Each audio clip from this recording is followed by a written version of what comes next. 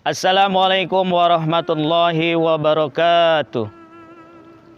Alhamdulillahi rabbil alamin. Wabihi nasta'inu ala umurid dunya waddin.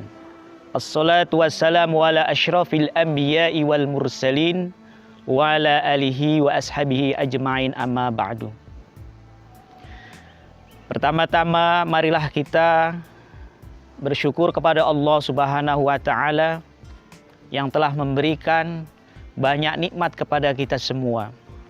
Kenikmatan jasmani, kenikmatan ruhani. Terutama kita diberi kenikmatan oleh Allah Subhanahu wa ta'ala iman dan Islam. Karena dengan iman dan Islam inilah hidup kita akan menjadi selamat dunia dan akhirat.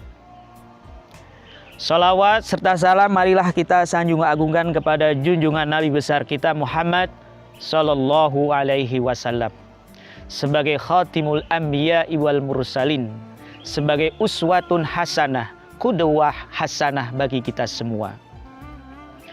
Salawat serta salam ini ditujukan kepada Nabi kita Muhammad Sallallahu alaihi wasallam, tentunya akan membawa dampak yang positif bagi kita. Satu salawat yang kita ucapkan kepada junjungan Nabi besar kita Muhammad Sallallahu alaihi wasallam akan mendatangkan 10 kebaikan. Man shalla alayya sholatan maratan sallallahu biha asyra marat. Maka barang siapa yang bersolawat kepada Nabi Muhammad Sallallahu alaihi wasallam 1 kali solawat, maka Allah akan membalasnya dengan 10 kali kebaikan. Subhanallah, Masya Allah, alangkah besarnya manfaat daripada solawat ini. Bahkan Rasulullah Shallallahu alaihi wasallam akan menjamin bagi siapa saja yang banyak bersalawat kepadanya pada yaumul qiyamah nanti akan mendapatkan syafaat, di mana tidak ada lagi syafaat kecuali syafaat yang diberikan kepada Nabi kita Muhammad Shallallahu alaihi wasallam untuk umatnya. Kaum muslimin yang dimuliakan Allah Subhanahu wa ta'ala,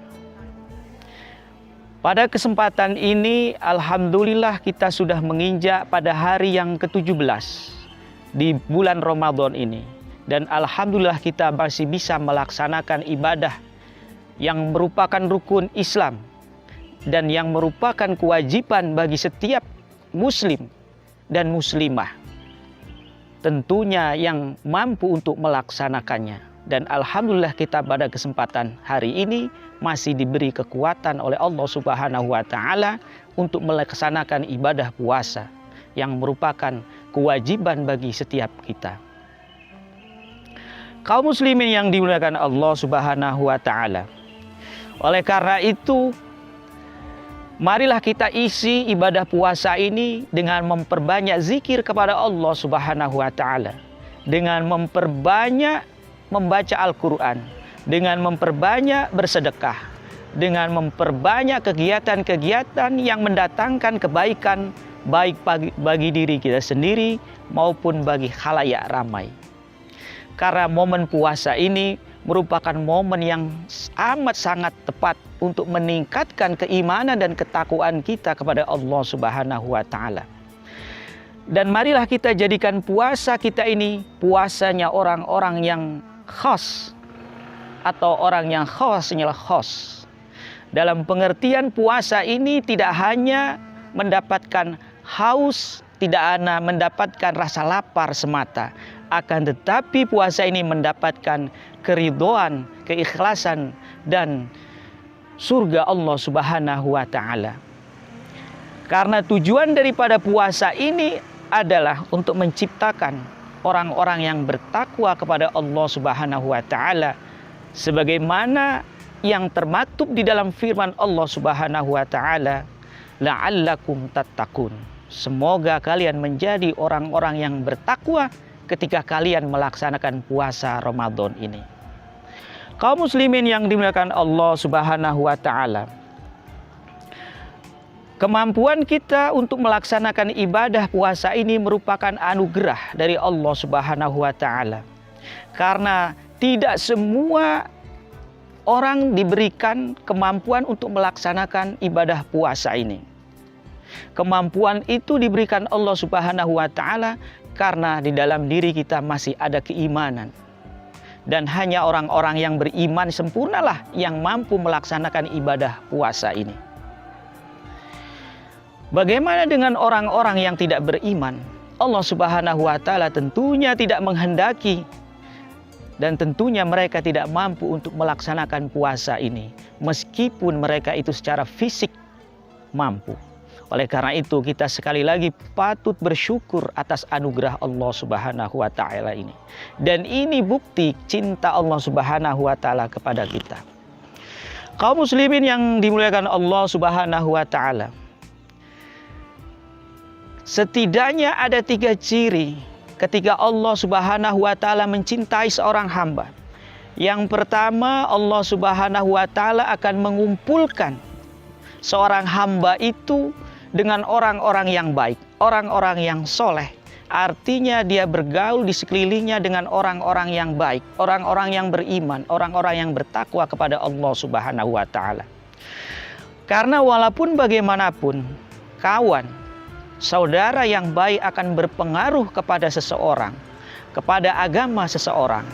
Maka ketika Rasulullah SAW menjelaskan bagaimana kita cara mengetahui baik dan buruknya agama seseorang, maka Rasulullah menjawab, lihatlah dengan siapa dia bergaul, lihatlah siapa kawannya.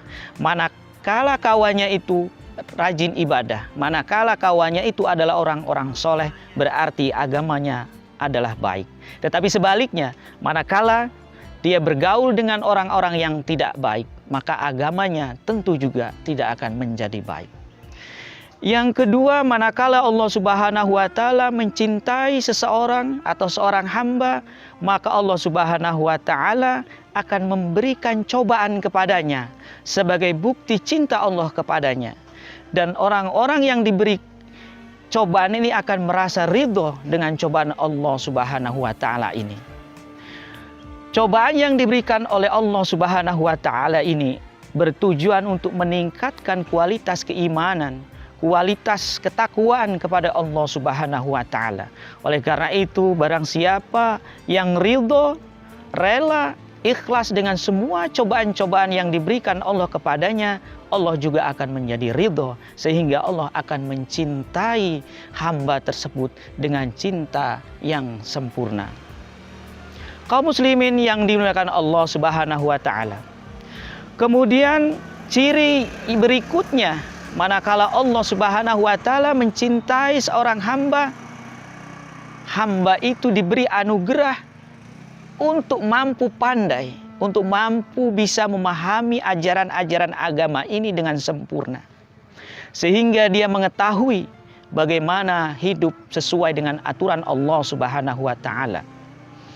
Rasulullah SAW pernah bersabda, yang artinya barang siapa yang dikehendaki oleh Allah Subhanahu wa Ta'ala menjadi orang baik, maka dipahamkanlah dia akan urusan agama ini. Dan alhamdulillah, kaum muslimin yang dimuliakan Allah Subhanahu wa Ta'ala, tentunya kita berharap kita menjadi orang-orang yang dicintai oleh Allah Subhanahu wa Ta'ala dengan memahami ilmu-ilmu agama ini. Kaum muslimin yang dimuliakan Allah Subhanahu wa Ta'ala, maka dari itu puasa atau bulan Ramadan ini sekali lagi merupakan momen bagi kita semua untuk meningkatkan ketakwaan kita, meningkatkan keimanan kita kepada Allah Subhanahu wa Ta'ala, dan jadikan puasa ini sebagai bulan tarbiyah, bulan pendidikan untuk mendidik diri kita sehingga kita menjadi lebih baik daripada sebelumnya. Dan semoga puasa kita diterima oleh Allah Subhanahu wa Ta'ala, dan setelah melaksanakan ibadah puasa ini kita menjadi orang-orang yang bertakwa sebagaimana tujuan utama daripada puasa itu, yaitu la'allakum tattaqun. Barakallahu li wa lakum. Semoga Allah Subhanahu wa Ta'ala memberkati kita semua. Akhirul kalam. Assalamualaikum warahmatullahi wabarakatuh.